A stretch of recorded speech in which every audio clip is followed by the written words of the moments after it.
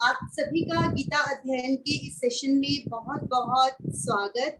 बहुत खुशी हो रही है आप सभी के विचारों को जानते हुए, और सबसे ज्यादा खुशी तो इस बात की है कि जो हमारे टीचर्स हैं, शशि दीदी हैं, राणा सर हैं, सूद सर अगर सुनेंगे इस रिकॉर्डिंग को, अभी तक मैंने पोस्ट नहीं की है, तो वो भी बहुत खुश होंगे, क्योंकि जब एक डिस्कशन जिसके अंदर दोनों तरफ का योगदान हो, सुनने वाले ने क्या समझा है तो पढ़ाने वाले को भी और इंटरेस्ट आना शुरू हो जाता है।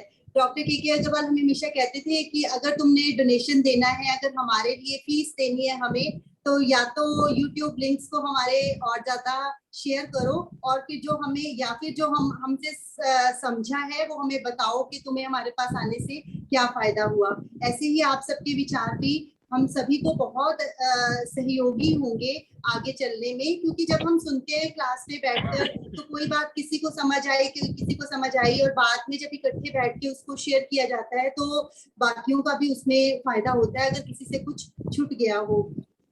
जो जिस बुक की मैं हर रोज बात करती हूँ उसमें लिखा हुआ है कि संजय है हमारा इंट्रोस्पेक्शन। जब हम आत्म मंथन करते हैं बैठकर, कि जैसे हम सबको रियलाइज हुआ गीता पढ़ने के बाद कि कहाँ कहाँ हम जिंदगी में गलत थे कोई डिसीजन लेने में या किसी व्यवहार के अंदर, तो उसे इन्होंने बताया कि संजय का अर्थ है कि आपके अंदर जो इंट्रोस्पेक्शन स्टार्ट हो रहा है। और धृतराष्ट्र बोला कि जिसने आंखों पर पट्टी बांधी हुई थी, सॉरी, जो अंधे थे आंखों से, यानी कि जो हमारे अंदर का अज्ञान है, उसे इन्होंने बोला धृतराष्ट्र। तो फिर संजय के द्वारा ही उन्हें जगाया सब कुछ दिखाया जा रहा है। तो ऐसे ही जैसे जैसे हम इंट्रोस्पेक्शन करेंगे, ये जब हम आपस में विचार कर रहे हैं तो वो सारा श्लोका एक बार से इंट्रोस्पेक्ट हमें एक बार सुनते गए और वो बाद में हमारे भूलते गए, उसका शायद उतना लाभ नहीं हो पाता जितना कि हमें ये चैप्टर करने के बाद 2-3 दिन सब्री पर लगाकर अच्छा लगा है। आगे से जैसे कि शर्मा सर ने कहा कि 6 दिन हमारी चर्चा होगी, और 7वें दिन संडे को हम सब बैठकर डिस्कस किया करेंगे कि पिछले वीक के अंदर हमने क्या क्या पढ़ा। आज की क्लास राणा सर के सुपुर्द, और राणा सर से रिक्वेस्ट कि वो जैसे चाहें अपनी क्लास को आगे बढ़ाएं। 2-3 लोग रहे थे सर, अगर उन्हें पहले समय देना चाहें तो पहले दें, बाद में अगर देना चाहें तो जैसा उनका समय अनुमति दे वैसा करें। सर से निवेदन की क्लास को शुरू करें। बहुत बहुत प्रणाम सर। सभी को बहुत बहुत प्रणाम।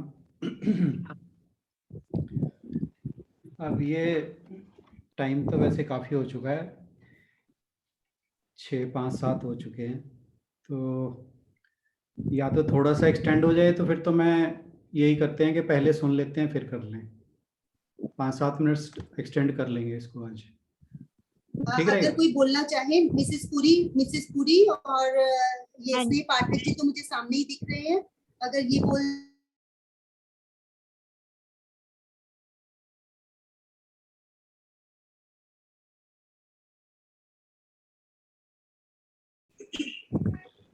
हाँ जी मिसेस पुरी।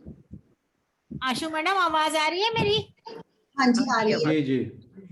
मैं ये कह रही हूँ कि गीता से काफी कुछ हमें सीखने को मिला है, और इसमें ऐसा खिंचाव है कि देख लो, मैं 13 दिन हो गए अम्बाला में नहीं हूँ। मैं इधर आई हुई थी, मेरी सिस्टर बीमार है और बेड है, तो मतलब मुझे ये होता है कि क्लास मिस ना हो। बहुत अच्छा। और आसक्ति को त्याग कर कर्म करने की भावना भी मतलब इतनी है कि ये नहीं होता कि हमने किसी की सेवा करनी है तो उसमें हमें कुछ लेना है। और मैं खुद बीमार हूं ना, किसी की सेवा करूं मुझे पता ही नहीं चलता मेरी बीमारी कहां चली जाती है।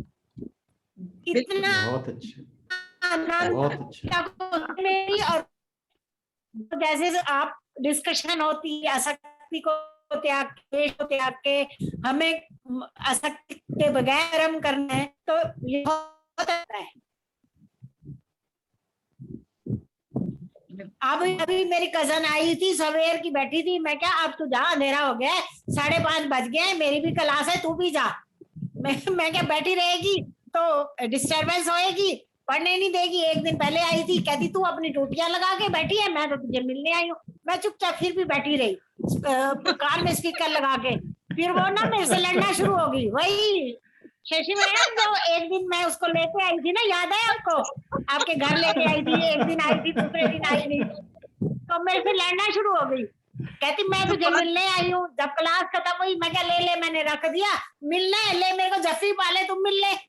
कहती ठीक है। अभी मुझे गुस्सा चढ़ा हुआ था, तूने मेरा गुस्सा भी उतार दिया जफ्फी पा के। मैं क्या, देख मेरी क्लास चल रही थी तो मैंने तो अटेंड करनी थी।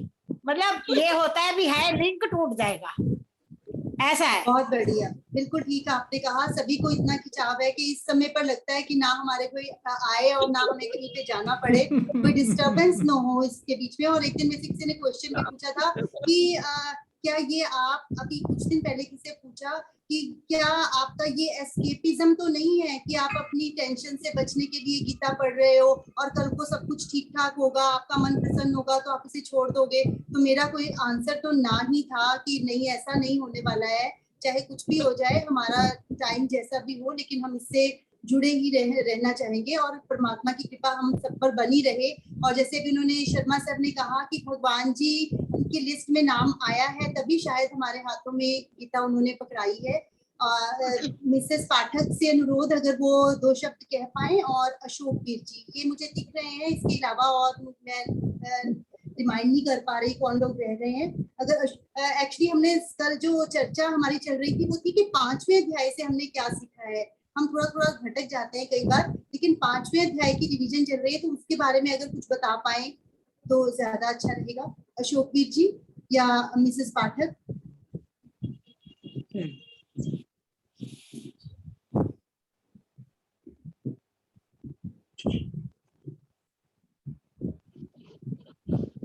जी बोलो फटाफट।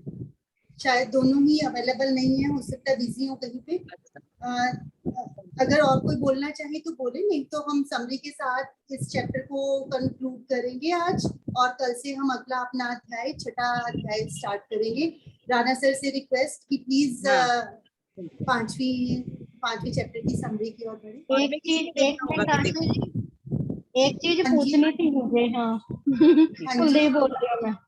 हाँ जी, मैं जैसे अभी सुधा दीदी कह रहे थे ना, ये सूक्ष्म शरीर और आत्मा, मुझे सूक्ष्म शरीर वाला नहीं समझ आया। ये सूक्ष्म शरीर क्या है?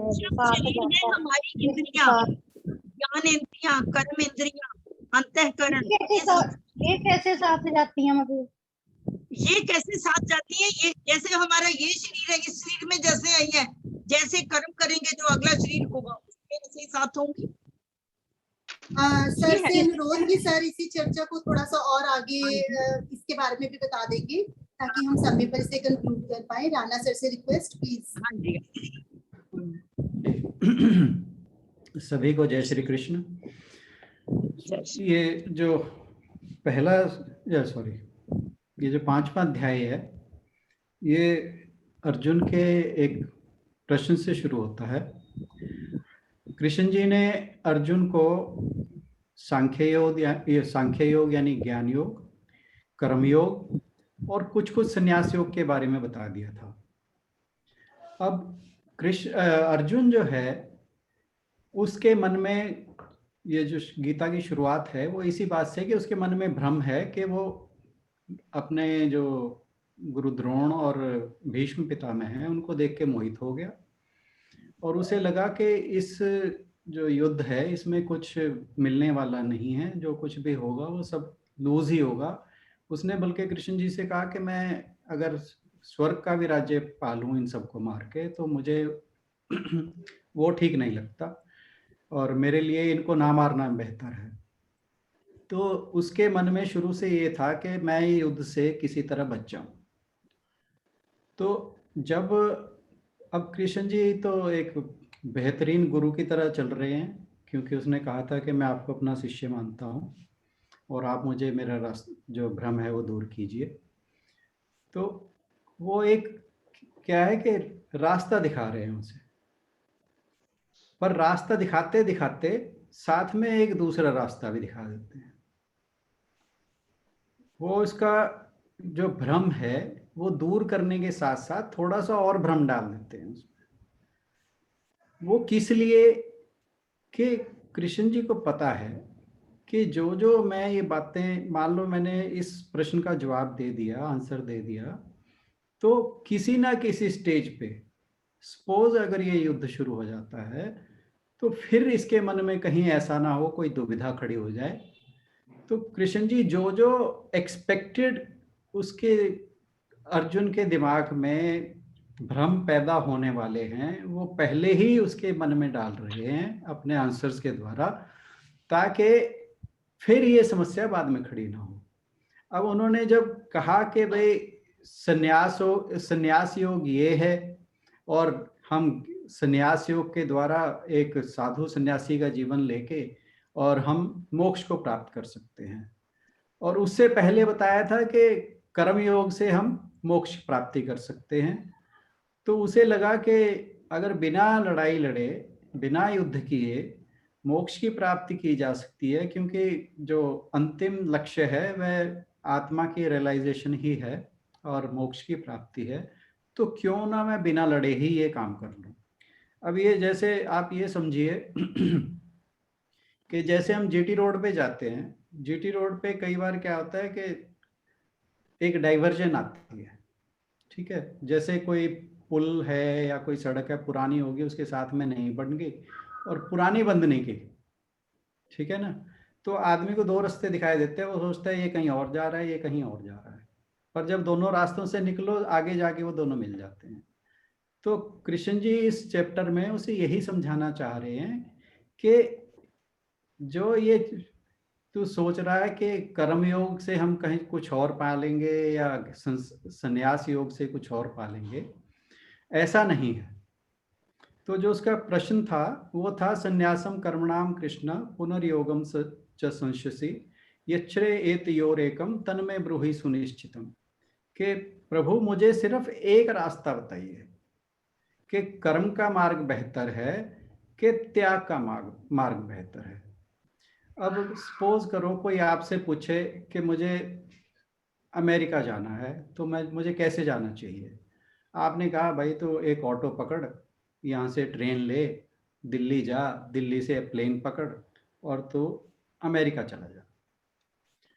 तो अब वो कहे कि नहीं आप मुझे बस एक ही बताइए कि मैं ऑटो से अमेरिका पहुंच जाऊं या ट्रेन से अमेरिका पहुंच जाऊं या प्लेन से अमेरिका पहुंच जाऊं, ऐसा पॉसिबल नहीं है। वो जैसे स्वामी विवेकानंद कहते थे ना कि मोक्ष की प्राप्ति के लिए ज्ञान योग, कर्म योग और भक्ति योग, इन तीनों का सम्मिश्रण किसी ना किसी मात्रा में अधिक या ज़्यादा वो होना जरूरी है। इसी प्रकार कि हम किसी भी चीज़ में एक्सक्लूसिवली नहीं जा सकते। आप अगर कर्म योग करते हैं, कर्म योग में बिलीव करते हैं, तो किसी ना किसी समय आप में भक्ति भावना भी जगेगी, किसी ना किसी समय आपके अंदर ज्ञान भी उत्पन्न होगा और किसी ना किसी समय ये सारे काम करते हुए आपके मन में विरक्ति भी आएगी, तभी मोक्ष का रास्ता संभव है। तो कृष्ण जी ने ये बताया कि दोनों मार्ग अच्छे हैं, परंतु कर्म का मार्ग बेहतर है, अधिक प्रत्यक्ष है, ये ज़्यादा सही है। अब यहाँ पर ये नहीं है कि भाई संन्यास का जो या विरक्ति का या त्याग का मार्ग है वो ज़्यादा अच्छा नहीं है।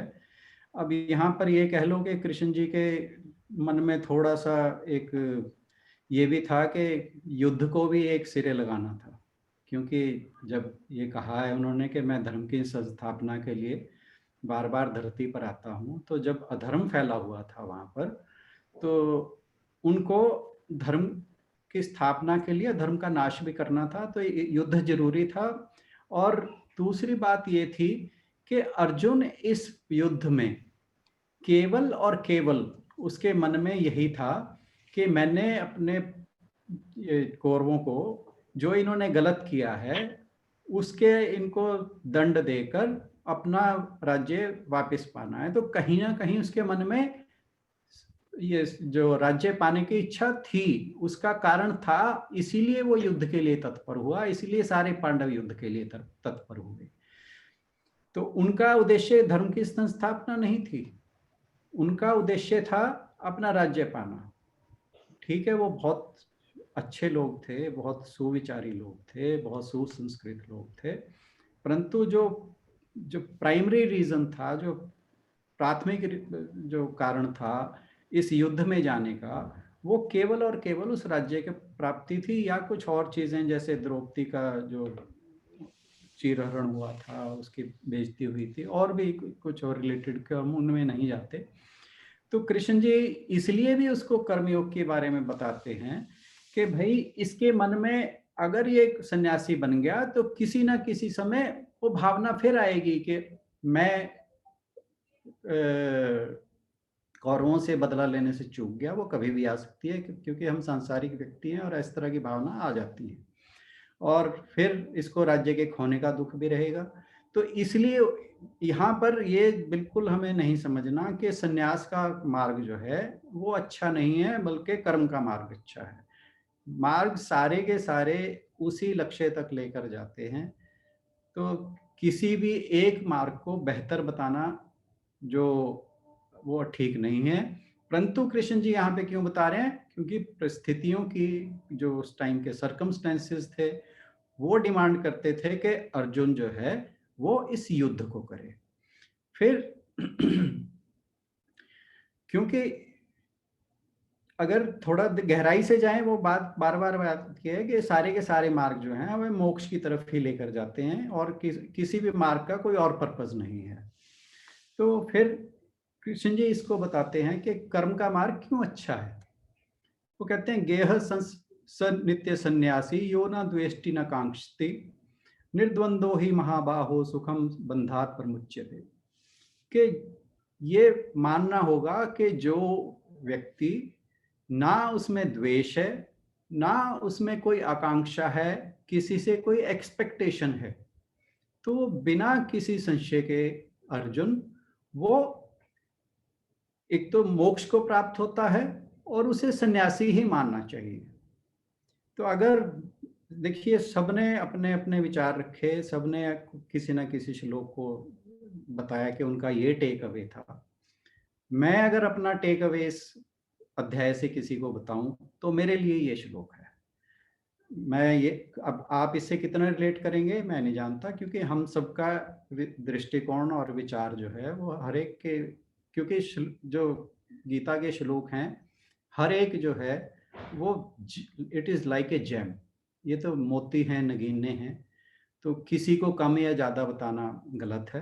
परंतु अपने विचारों और दृष्टिकोण के उससे कोई भी एक जो है वो हमें बहुत अच्छा लग सकता है, जो हमसे रिलेट करता है। तो मुझे जो मेरा टेक अवे मैं अपना बताऊं तो मुझे यही है कि अगर आप किसी से द्वेष नहीं करते, आपके मन में किसी के प्रति ईर्ष्या, घृणा और ये नहीं है, ना कोई एक्सपेक्टेशन है, आकांक्षा है, आप ये सोचिए कि हमारी जिंदगी की सबसे बड़ी समस्या हमारी एक्सपेक्टेशन है। चाहे वो हमारी संसार से हो, चाहे वो हमारी अपने स्टेट से हों, चाहे हमारे परिवार से हों, चाहे जगत से हों, चाहे हमारे बच्चों, पति पत्नी, किसी से भी हों, जहाँ हमारे लिए हमारे मन में एक्सपेक्टेशंस पैदा हो गई और वो पूरी ना हुई, then there is a cycle of suffering and suffering, you keep on suffering. Expectation और ईर्ष्या के बारे में, द्वेष के बारे में, घृणा के बारे में और डिसलाइक के बारे में संगीता बहन जी ने पहले बहुत कुछ कहा है, तो मैं उस पर ज़्यादा नहीं कहूँगा, और उन्होंने बहुत अच्छा कहा था, मैं उससे ज़्यादा बेटर भी नहीं कह सकता। परंतु जो ये एक्सपेक्टेशन है, एक्सपेक्टेशन हमारी लाइफ को लगभग हेल बना देती है।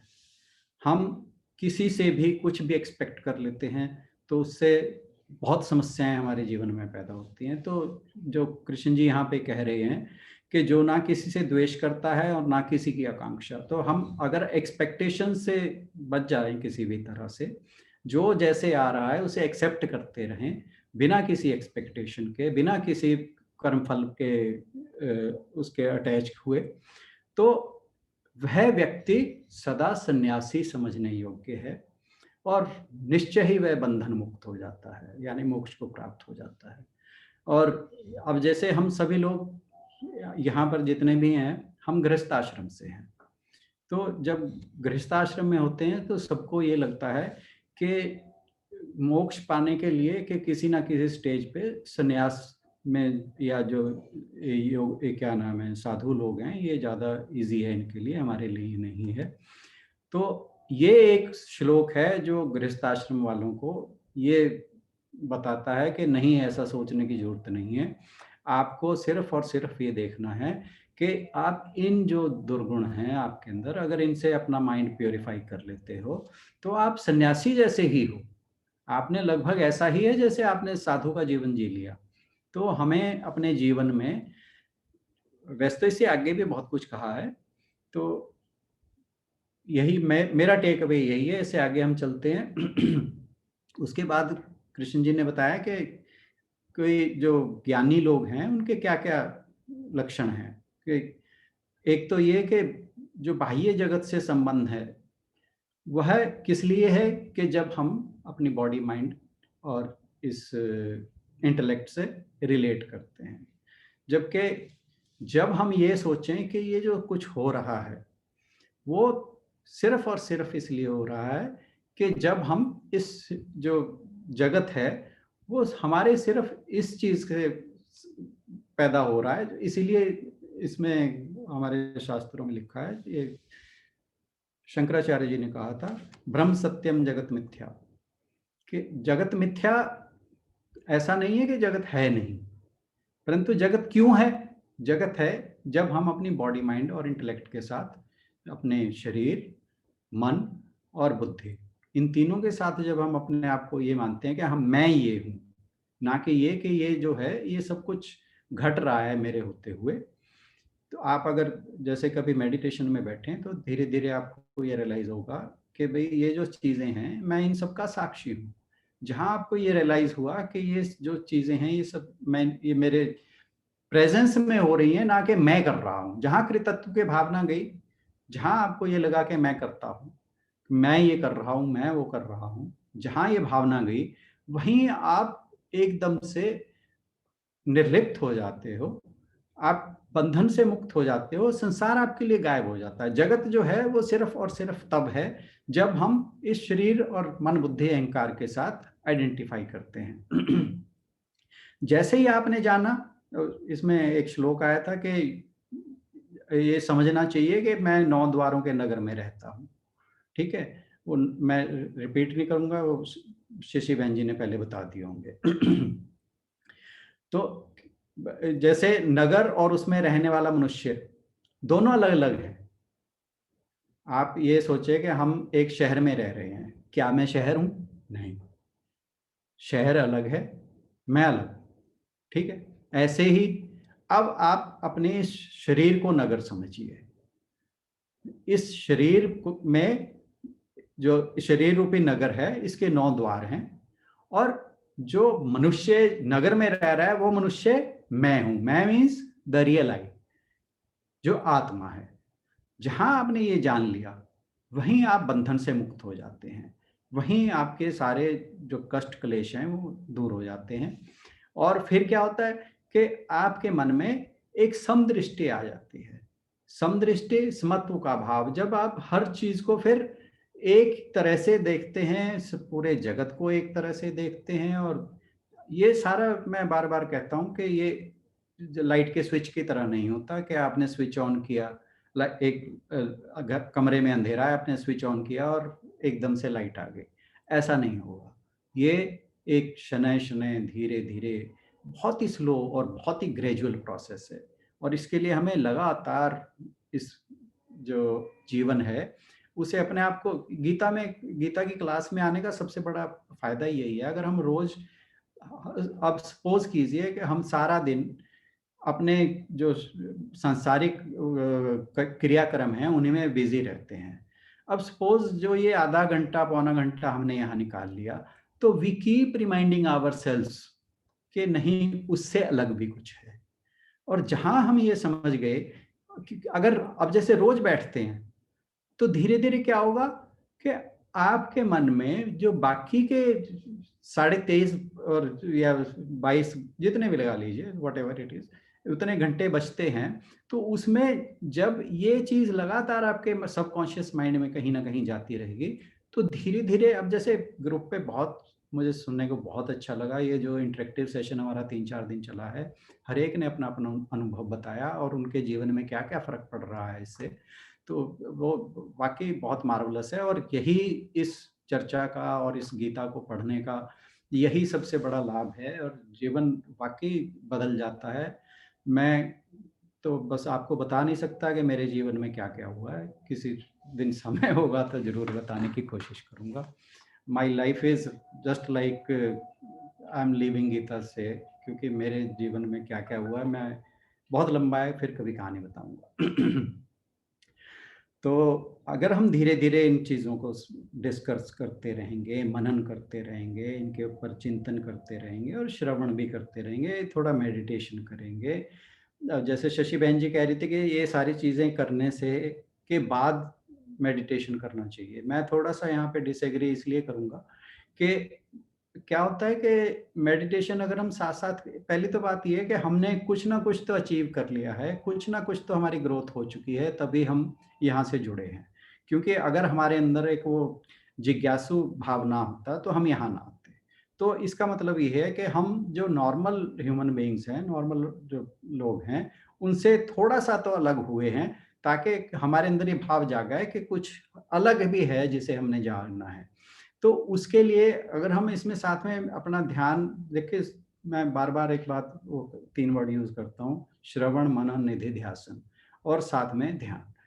कि श्रवण तो ये जो चल रहा है, मनन जो ये डिस्कशन चल रही है, निधिध्यासन how to implement in life, how to assimilate in it our living. तो ये जो चीज़ें हैं, और मेडिटेशन करने का अगर हम साथ भी करते हैं, वो चीज़ें सारी, ऐसा कभी नहीं होता कि हम सारा कुछ करके फिर मेडिटेशन पे बैठे हैं, हम सारा कुछ अचीव करके, ऐसा नहीं है। क्यों? क्योंकि मेडिटेशन से क्या होता है, हमारे विचारों में स्थिरता आती है। तो वो ये एक दूसरे के पूरक हैं, एक दूसरे की हेल्प करते हैं। तो मतलब आप एक्सक्लूसिव नहीं कर सकते एक चीज़ को कि ऐसा करेंगे तो ही ऐसा होगा, या ये करेंगे तो ही ऐसा होगा। तो जैसे जब सारी नदियाँ जाके समुद्र में मिलती हैं, तो तभी समुद्र बनता है, ठीक है ना? तो ऐसा नहीं हो सकता कि पहले एक नदी जाएगी तब बनेगा, या दूसरी जाएगी तब बनेगा, तो ऐसा नहीं है। तो साथ में ही सारा कुछ चलता है। जो ग्रोथ है वो कभी किसी चीज़ की हेल्प मिल जाती है, कभी किसी चीज़ की हेल्प मिल जाती है, कभी किसी चीज़ की हेल्प। तो इसीलिए अब जैसे हम कर्म योग कर रहे हैं, तो ऐसा नहीं है कि अगर हम थोड़ा ज्ञान की चर्चा करें तो उससे कोई अलग चीज़ हो जाएगी, नहीं, वो उसमें हेल्प करेगा। ज्ञान की बात कर रहे हैं तो कर्म हमें हेल्प करेगा। भक्ति की बात कर रहे हैं तो ये दोनों हेल्प करेंगे, ये दोनों कर रहे हैं तो मतलब आई मीन टू से कि एक दूसरे की हर चीज़ पूरक है। कोई ऐसा नहीं है कि एक चीज़ जो है वो दूसरे के यानी एक्सक्लूसिव है, एक्सक्लूसिव नहीं है, बिल्कुल अलग नहीं है, सारा कुछ मिक्स होके ही हमारी ग्रोथ होती है। फिर भगवान जी ने कहा कि उनका कोई भी एक्शन जो है उससे ना तो रिलेशन है, ना जो उनके जो हम कर्म करते हैं उनका कोई हमें जो हिसाब किताब मिलता है, किसी का कोई फल मिलता है। वो कहते भगवान वो मैं उससे कोई रिलेशन नहीं है, मैं नहीं देता वो प्रकृति देती है। क्योंकि जैसा आप ये देखिए, एक किसान है, वो जैसी फसल बोएगा, पानी देगा उसमें, उस फसल उसे प्रकृति देगी, ठीक है, भगवान जी नहीं दे रहे उसका। तो ऐसे ही हम जो कर्म कर रहे हैं वो उसका रिजल्ट जो है, जब हमने कुछ किया है तो उसका स्वतः ही फल मिलेगा। वो ऐसा जो भी कर्म किया है उसका फल आना निश्चित है। हाँ, अगर हम उस कर्म से आसक्त नहीं हैं, अगर हमारा वो कर्म अकर्म हो जाता है, उसके फल से हम बंधे नहीं हैं, तब वो जाके हमारा जो कार्मिक अकाउंट है वो धीरे धीरे खत्म होना शुरू हो जाता है। तो हमें कर्म करना है, हमें ज्ञान की भी जरूरत है, हमें भक्ति की भी जरूरत है। कर्मों के साथ साथ हमें निर्लिप्त होना है, कर्मों के फल में आसक्ति नहीं रखनी है।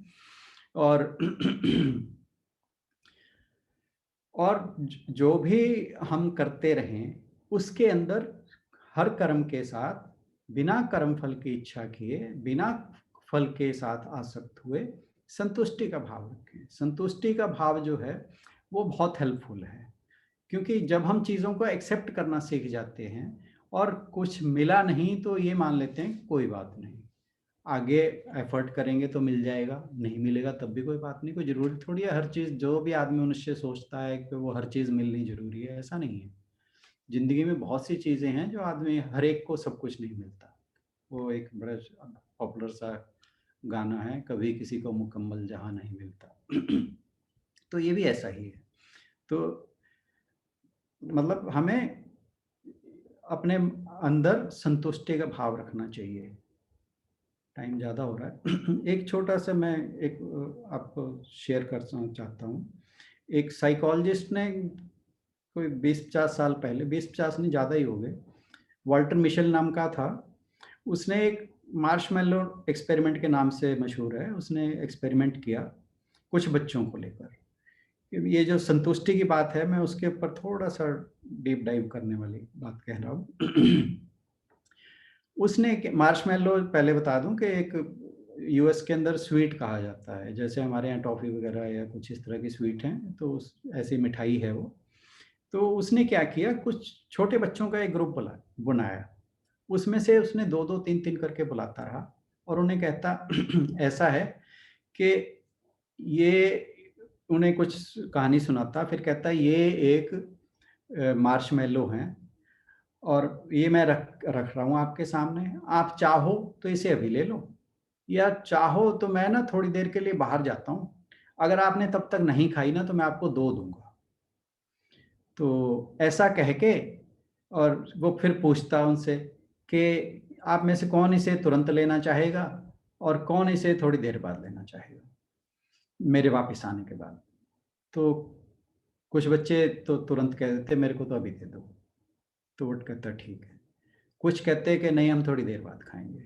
तो उसने कैमरा लगा रखा था, उसकी रिकॉर्डिंग कर रहा था, वो थोड़ी देर के लिए बाहर जाता और वहाँ से कैमरे से उनकी रिएक्शंस देखता। तो कुछ बच्चे ऐसे थे जो पहले तो थोड़ी देर बैठे रहे, फिर फटाफट उठ के, उनसे रहा नहीं गया तो खा ली। तो वो सबके नाम नोट कर रहा था कि कौन कौन कैसे कैसे बिहेव कर रहा है। तो उस ग्रुप में कुछ बच्चे ऐसे निकले जिन्होंने वेट किया उसके आने का और कहा कि नहीं, हमने खाना नहीं है, हम आपके आने की वेट करेंगे, और वो जब वापस आए तो उन्होंने खाया नहीं था। तो उस बंदे ने, उस साइंटिस्ट ने उन सब का ट्रैक रखा, और ट्रैक रखने के उसके 30-40 साल बाद उसने फिर देखा कि वो बंदे कहाँ कहाँ पहुंचे हुए हैं सारे। तो उनमें से जो तुरंत खाने वाले थे वो जिंदगी में बहुत कुछ नहीं कर पाए, और जो वहां पर थोड़ा रुके, वेट किया, वो जिंदगी में बहुत ही ऊंचे पदों पर पहुंचे हुए थे, उनका जीवन बहुत ही सही मतलब दिशा की ओर जा रहा था और बहुत ही सक्सेसफुल थे अपनी लाइफ के अंदर। इस एक्सपेरिमेंट के अंदर वो बताना क्या चाह रहा था कि अगर हम, जो ये ग्रेटिफिकेशन है, हमें क्या है कि हमें इंस्टेंट ग्रेटिफिकेशन चाहिए, हम चाहते हैं कि हमें तुरंत कुछ मिल जाए। अगर हम थोड़ा इंतजार करें, कई बार ये होता है कि वो जो कहते हैं ना, सब्र का फल मीठा होता है, तो संतुष्टि का भाव जीवन के अंदर बहुत परिवर्तन लाता है। और ऐसे ही जब हम रिएक्ट करते हैं, रिएक्शन में भी यही है कि अगर कुछ हुआ हम तुरंत रिएक्ट कर देते हैं, तो there is always a window of opportunity where we can change our decision. क्या होता है कि अगर कुछ, किसी ने कुछ कहा, हमारे साथ कुछ घटा, ठीक है, तो हमारे जो पूर्व जन्म के संस्कार हमारे अंदर बैठे हैं, तो वो तुरंत क्या करते हैं कि उसके, हम संस्कारों के हिसाब से तुरंत उस पर रिएक्ट करते हैं। परंतु हमारे पास कुछ पल, कुछ क्षण ऐसे होते हैं जिसे हम कहते हैं window of opportunity to defer the decision, to change the decision. अगर हम वो जो टाइम है, उस टाइम का प्रॉपर यूटिलाइज करके अपने विवेक से फिर सोचें कि हमें क्या करना है, क्या नहीं करना है, तो वो क्या है कि धीरे धीरे जो हमारे पूर्वजन्म के संस्कार हैं वो मॉडिफाई होना शुरू हो जाते हैं, और उससे क्या होगा कि वो कटने शुरू हो जाते हैं, हमारे जो विचारों में चेंज आना शुरू हो जाता है, हमारा सबकॉन्शियस माइंड चेंज होने लगता है। तो इस तरह से अगर हम अपने जीवन को जिए तो उससे हमारी लाइफ जो है और बेटर होती चली जाएगी। तो अब अंत के जो श्लोक हैं उनमें भगवान जी धीरे धीरे फिर ये बताना शुरू करते हैं अर्जुन को कि किस तरह से हम ध्यान के द्वारा, अब बता रहे हैं कि सांस को कैसे रोकना है, रेगुलेट करना है, अपना ध्यान कैसे आज्ञा चक्र पे लगाना है। तो फिर ये चीजें समझाते हैं। हालांकि अर्जुन ने ये प्रश्न पूछा नहीं था, परंतु कृष्ण जी ने उसे ये बताना था और नेक्स्ट चैप्टर है जो वो इसी चीज के ऊपर है। तो कृष्ण जी फिर यहाँ पर उसको ये चीज बताते हैं। तो जो ये यहाँ तक कृष्ण जी सारे के सारे जो एक बंधन मुक्त जो कहें या जैसे जीवन मुक्त कहें, तो ऐसे व्यक्ति के बारे में बताते हैं कि उसका कैसे जो है उसमें परिवर्तन आएगा, उसमें क्या क्या उसे गुण धारण करने चाहिए, कौन कौन व्यक्ति हैं जो मोक्ष या बंधन से मुक्त होकर मोक्ष को प्राप्त कर सकते हैं या जीवन मुक्त भी हो सकते हैं। मतलब जैसे हमारा गृहस्थ का जीवन है, तो हम गृहस्थ लाइफ में भी रहते रहते धीरे धीरे एक ग्रेजुअल प्रोसेस के थ्रू अपने जीवन को बहुत अच्छा बना सकते हैं और मोक्षपूर्ण बना सकते हैं। मेरी तरफ से इतना ही। Thank you.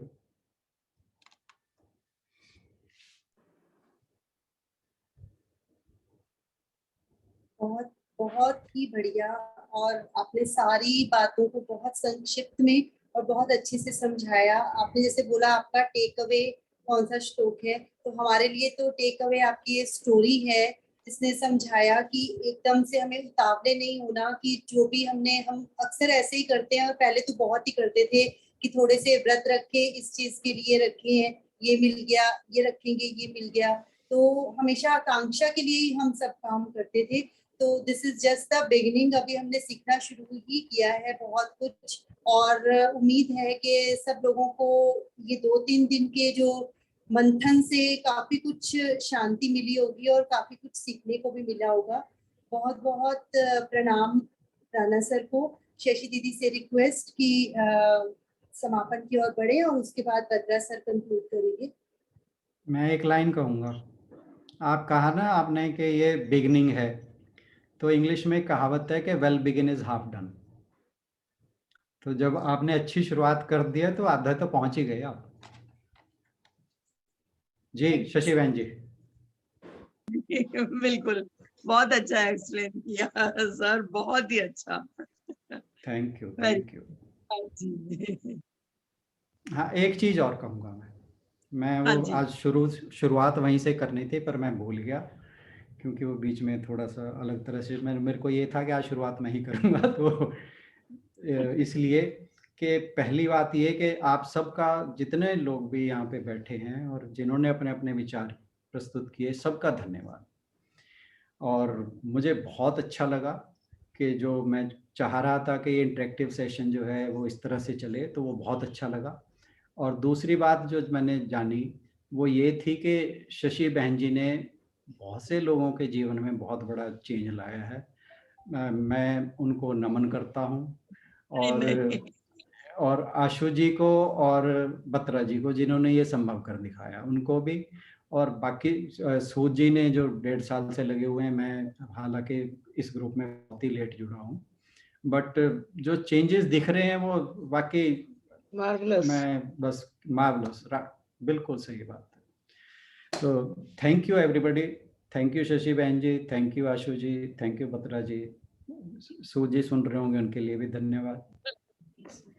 Thank you so much sir. जब मैंने आज से 10 या 11 साल पहले अपनी जॉब से रिजाइन किया था माइंडट्री से, तो वहाँ के जो डायरेक्टर हैं दीपक मुंगिया जी, बहुत ही मतलब विजनरी कहा जाएगा उन्हें। बहुत कुछ सोच के डिसीजंस लेते हैं, तो वो नहीं चाहते थे कि मैं रिजाइन करूं। काफी कोशिश करी लेकिन मुझे करना पड़ा किसी कारणवश। तो उन्होंने यही कहा था जब मैं आई लास्ट वहां से, तो कि always be among the company of like minded people.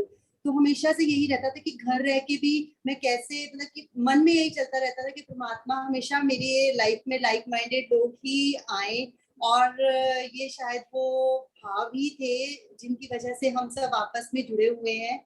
बहुत बहुत शुक्रिया आप सभी का हमारे साथ हमेशा बने रहने के लिए। शशि दीदी से निवेदन की समाप्ति की। मैं आप सबकी थैंकफुल हूँ। जितना रिगार्ड मुझे दिया मैं उसके काबिल नहीं हूँ। ये सब कुछ उस परमात्मा की कृपा, मुझे तो केवल निमित्त बनाया गया। करते हो तुम कन्हैया, मेरा नाम हो रहा, तो मैं नहीं हूँ। ये सब कुछ क्रेडिट गोज टू गॉड। नहीं, जब आप निमित्त मात्र हैं तो क्रेडिट कहीं ना कहीं आपका भी बनता है। आप सब लोग जो सब जुड़े, सभी का बिल्कुल मैं हार्दिक दिल से शुक्रिया कर रही हूँ। बिल्कुल बिल्कुल। मुझे बहुत अच्छा लगा जैसे जैसे ये ग्रुप में संख्या बढ़ती गई और आगे बहने लगी हुई है दूसरों को सिखाने में, इन विचारों का आदान प्रदान करने में। इस ग्रुप के अलावा भी 2-2, 4-4 में, क्योंकि मैंने एक दिन ये बात कही थी, इस आध्यात्मिक ज्ञान को या हमारे अंदर कोई भी कला है जो प्राप्त कर लेते हैं, उसको जब तक हम बांटते रहेंगे वो बढ़ती जाएगी। और जहां हम रोक देंगे कि केवल यश किसी और का ना हो जाए, बस वहां वो रुक जाती है। एक तालाब का पानी अगर उसको बदला ना जाए, सड़ जाता है, उसमें काई लग जाती है। तो ये हमारी ये विद्या भी ऐसी है, विद्या है, या किसी के पास कोई भी कला है, किसी के पास म्यूजिक की है, किसी के पास ड्राइंग की है, किसी के पास साइंस की, मैथ की, या आध्यात्मिक विद्या, किसी प्रकार की भी विद्या, जितना हम इसका आदान प्रदान करते रहेंगे तो हमारा अंतःकरण आनंदित होता रहे। हम अपने प्रेजेंट को प्रसन्न चित्त और आनंदित होकर गुजारेंगे। केवल प्रेजेंट का ध्यान रखें, फ्यूचर हमेशा प्रेजेंट बन के ही आता है। सर्वे भवन्तु सुखिनः, सर्वे सन्तु निरामया, सर्वे भद्राणि पश्यन्तु, मा कश्चित् दुःख भाग् भवेत्, मा कश्चित् दुःख भाग् भवेत्। गौ माता की परम कृपा से सुख समृद्धि का बसेरा, गौधन से दुख दरिद्र भागे, सब ग्रंथों का सार घनेरा। बोल गौ माता की जय। ओम ब्रह्म अर्पणम अस्तु। ओम ब्रह्म अर्पणम अस्तु। ओम ब्रह्म अर्पणम अस्तु। हरिओम जी। सत्संग का बहुत आनंद आया और हमारे विचारों की इसी प्रकार से आदान प्रदान होता रहे। ये 3-4 दिन तो बहुत ही आनंदित हुए, पार्टिसिपेट किया। Very good. बद्रा सर से अनुरोध कि कंक्लूड करें। हरिओम जी।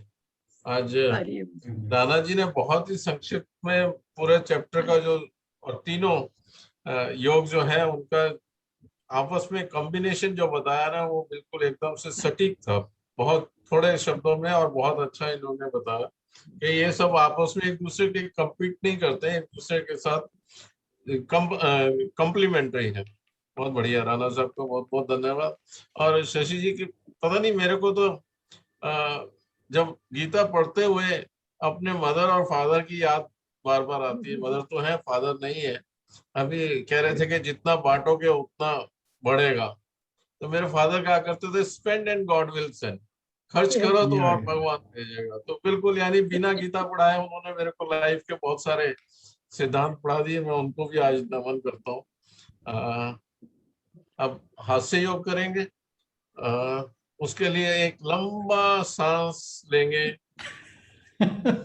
ऑलरेडी ले लिया। छोड़े।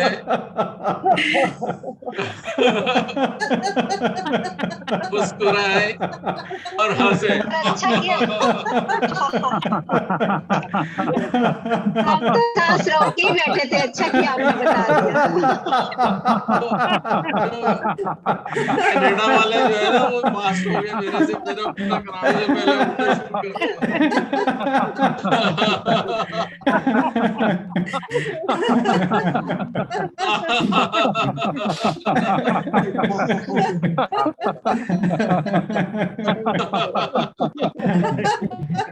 Thank you so much, thank you so much. Thank you जी, बहुत सार्थक रही आज की चर्चा। आप सभी के सहयोग के लिए बहुत बहुत धन्यवाद। इस मुस्कुराहट को, इस हंसी को कल तक बनाए रखें और कल हम दोबारा से मिलेंगे 6ठे अध्याय की चर्चा के साथ। बहुत बहुत धन्यवाद आप सभी का। बहुत हरे ही कृष्णा, आनंद हरे आया। Krishna. Thank Hare you so Krishna. Much सभी का। हरे कृष्णा हरे हरे कृष्णा, हरे कृष्णा।